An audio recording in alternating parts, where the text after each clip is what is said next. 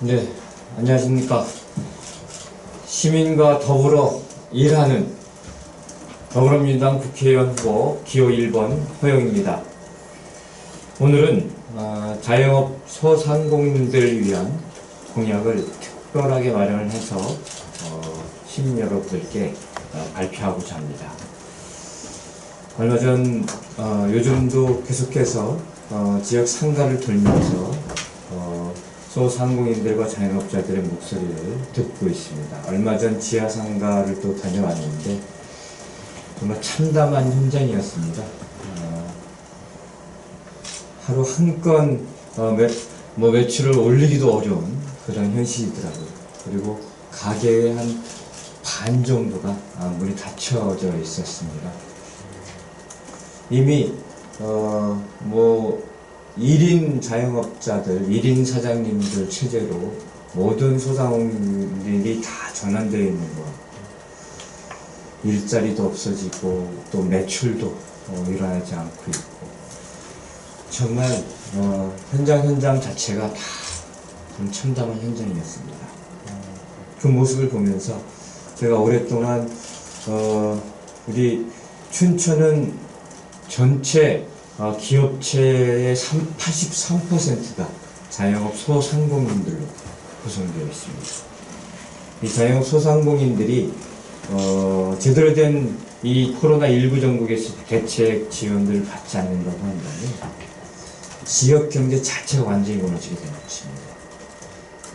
그래서 하루라도 빨리 제가 시민들께 또 소상공인 자영업자들에게 약속을 해서 또 정부의 이런 약속들이 반영되고, 정부뿐만 아니라 우선은 강원도와 춘천시에서 급히 자영업과 소상공인들을 지원하기 위한 대책을 마련하기 위해 이 공약을 마련했다는 말씀을 드리고요. 공약의 대부분들은 우선은 강원도의 소상공인 자영업자를 위해서 총선 이후에 또 올해와 내년에 이어서 강원도 소상공인 자영업자를 위한 정책임을 사전에 전제를 하고 말씀을 드리도록 하겠습니다. 먼저 소상공인 자영업자가 안심하고 돈 버는 춘천을 만들어 나가겠습니다. 첫 번째 공약은 자영업자 월세 수당을 월 30만원씩 12개월간 드리는 것으로 약속을 드리도록 하겠습니다. 그래서 춘천시 자영업자 임대료 지원을 통해서 지역 상권이 회복되고 민생이 안정될 수 있는 그런 시급한 정책들을 실천해 나가도록 하겠습니다. 선정 조건이나 선정 기준은 나눠드린 자료를 참조해 주시면 감사하겠습니다. 저희가 분석한 바로 의하면 지금 춘천 시내의 중대형 상가의 임대료의 월 평균 임대료가 평방미터당 21,400원 정도가 됩니다. 소규모 상가 임대료는 12,800원 정도 되고요. 집합상가, 이 지하상가처럼 하는 21,900원 정도가 됩니다. 그렇게 되면 한 30평, 평방미터 정도 되니까, 여기에 따라서 보면은 한 30만원에서 60만원대, 또 일반 좋은 상권 같은 경우에는 100만원이 훌쩍 넘는 그런 월 임대료를 가지게 되는데, 이것이 고스란히 사실상은 매출에서 까지는 것이 아니라 순수 이익에서 이 월세료가 다 나가게 되는 손실이 목도하고 있는 것입니다. 그래서 이 월세를 지원해 드림으로 인해서 어느 정도 이 순수 이익들을 보존받고 생활에 또 영업하시는 데 도움이 되는 그런 정책을 약속하고자 합니다. 두 번째로는 더 나아가서 지금은 성실사업자에게 이 세액공제 혜택이 있는데, 무주택 자영업자에게 월세 세액공제를 확대해 나가도록 하겠습니다. 그래서 모든 자영업자에게, 즉 종합소득세 기준으로 6천만원 이하의 모든 자영업자의 월세를 세액 공제하는 부분 정책들을 실천해 나가도록 하겠습니다. 세 번째로는 우리 당의 공약이기도 합니다. 계약 갱신 시에 보증금 및 차임의 인상률을 5% 범위 내에서 정할 수 있도록 규정해서 상가 임대료 상한제를 도입하도록 하겠습니다. 이 부분들은 최소 4년 이상 임대차 기간을 또 보장을 해서 정말 갑과 을의 관계에서 더 이상 을들이 이러한 그 상가 임대료 인상으로 인해 가지고 생존권과 영업권과 그리고 영업이익에 있어서의 손해가 보지 않도록 최대한 정책적으로 뒷받침해 나가도록 하겠습니다. 아울러서 지금 앞서 지하상가 문제 좀 말씀을 드렸는데 춘천의 골목 전통시장에 대한 국비 지원을 확대해서 지역상권 활성화와 그 다음에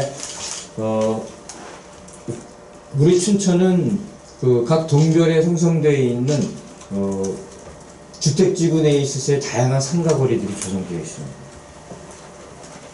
근데 애막골, 저기 번개시장, 그리고 스무숲 등등 각각의 상가가 특화되어 있는 다양한 식당이면 식당 분들을 형성되어 있고 상가 분들 형성되어 있습니다. 그래서 앞으로 특화거리 조성 사업을 통해 가지고 각 지역별 특화된 그런 상업권에 대한 부분들에 대해서 특별 지원해 나가도록 이렇게 나가겠습니다. 마지막으로는 폐업한 영세사업 영업자에게 구직 촉진 수당을 신설해서 지급해 드리도록 하겠습니다. 이게 보면은 또 자영업 하시는 분들은 또 나홀로 사장님이시기 때문에 거기로부터 받는 이 구직 수당이나 이런 것들을 받지 못하는 그런 현실적 한계가 좀 있어 왔습니다. 그래서 폐업하신 영업자에게도 구직 촉진 수당을 해서 또 재기하실 수 있고 또 그런 기회들을 좀 드리고자 합니다. 이 마지막인 문제가 좀 요즘 시급하게 아주 시정되어야 되고 강력하게 좀 규탄해야 될 그런 내용입니다. 즉 별도의 자료로 나눠드렸는데요. 배달의 민족이라고 하십니까? 최근에 독일계 국제 자본에 인수가 되어서 지금 우리나라 배달 시장의 50%를 잠식하고 있는 독과점 배달업체입니다. 역시나 우려했던 현실들이 이 독과점 배달업체에 의해서 자행되고 있는 그런 상황인데요. 최근에 정액제인 그 배달 수수료를 매출액 기준으로 5.8%를 매출액의 5.4%를 일률적으로 뛰는 그런 개념을 전환을 해서 폭리를 취하고 있습니다. 이렇게 되면 기존의 정액 개념으로는 그냥 배달 건수별로 정액으로 받으면 되는 건데 이거는 소액 매출이 일어나도 그 매출액 대비 5.8%를 무조건 뛰는 거고 대규모 대량 매출이 일어나도 매출액의 5.8%를 무조건 뛰어가게 되는 겁니다. 이거는 정말 국제적 자본의 횡포가 아닐 수가 없고 이런 갑질은 더 이상 있어서는 안 되는 겁니다. 더구나 코로나19로 굉장히 어려운 환경 속에서 불난데 부채질하는 격이 되어버린 상황이 되었습니다.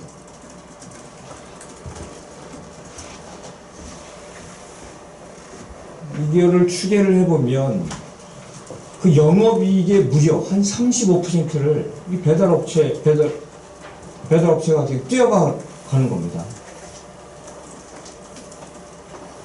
영업이익의 35%면은 생각해 보시면 만약에 영업이익 100만원 난다고 한다면 35만원을 그냥 뛰어가는 겁니다. 이런 폭리가 없습니다. 이 부분들에 대해서 우선적으로는 배달의 민족이라고 하면 우리나라의 50% 이상의 시장을 독과점하고 있는 배달업체의 자성을 촉구하고 처리할 것을 촉구합니다. 나아가서 저희들은 대안으로 춘천시가 공공형 공공 배달앱을 배달앱 구축 플랫폼을 만들어 나가도록 하겠습니다. 요즘에 자발적으로 코로나19 상황 속에서 상가 임대료 인하 운동도 벌여나가고 있고 이렇게 모든 국민들이 국가적 재난을 힘을 합해가지고 극복하고 있는 마당에 국제적 자본의 이 독과점 배달업체가 있는, 참 할 말이 없습니다. 대안은 정말 배달 수수료도 무료이고 다양한 혜택이, 그리고 상품권도 지역 상품권도 이용할 수 있고, 소비자 입장에서는 그러한 공공 앱을, 배달 앱을 만들어 가지고 우리 자영업 하시고 소상공 하시는 분들이 그 공공 앱을 통해서 다소나마 매출의 이 영업이익들을 또 보존받을 수 있는 그런 길을 터나가도록 하겠습니다. 그래서 또 그런 어떤 독과점 업체의 배달 시스템을 이용하는 것이 아니라 공공 앱 시스템을 이용해서 공공 앱의 배달 서비스를 하는 배달 일자리도 좀 만들어 나가고, 그렇게 좀 적극적으로 해 나가도록 노력하겠습니다.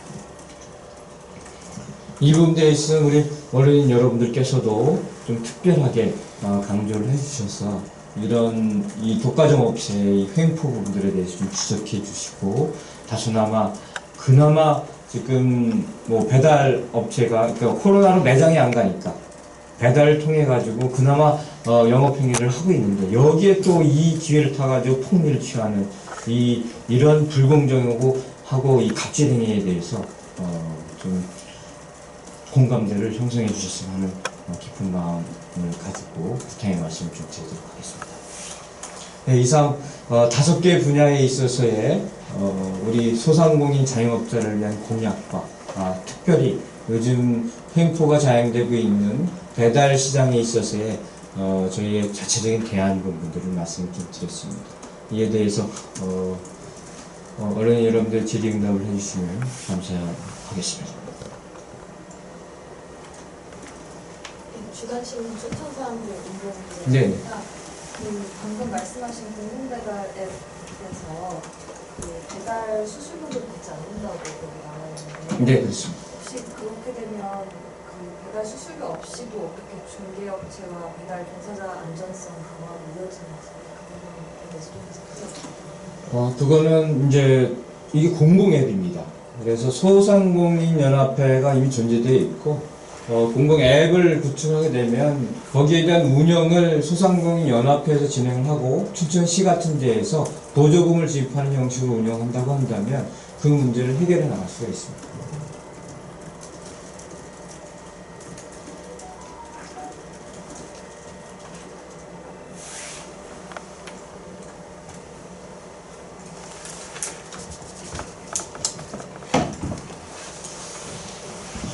그리고 한 가지만 더 좀 말씀을 이 자리를 통해서 좀 드리겠습니다.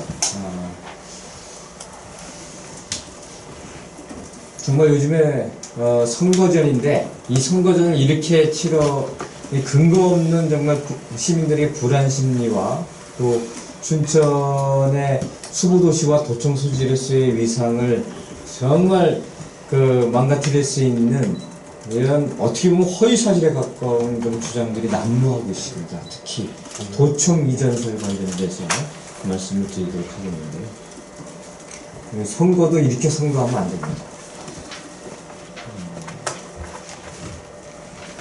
100년 동안 이어온 수도시 춘천의 위상이 이 선거 기간 내에 또 재선시계라 하는 현역 국회의원이 그런 어떤 근거 없는 도청 이전설들을 선포하면서 시민들의 불안을 조장하고, 나아가서 각 지역 간의 갈등을 조장을 하고 있습니다.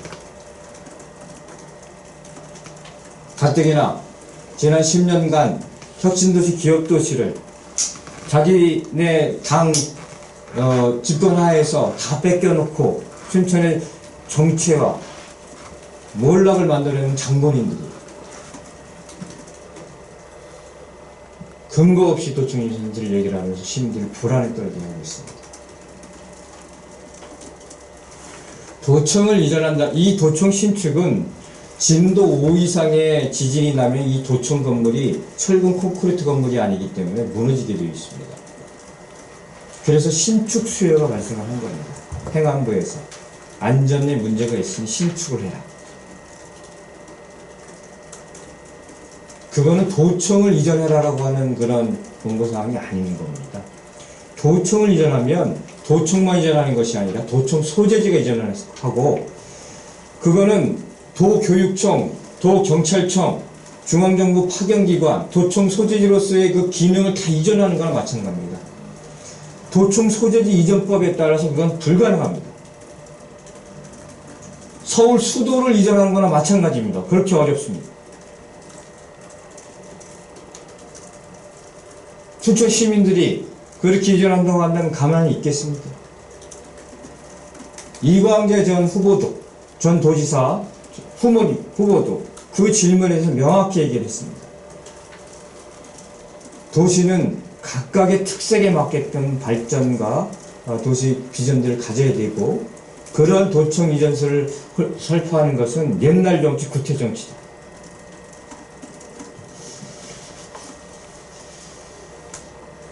참으로 분노를 금할 수 없습니다.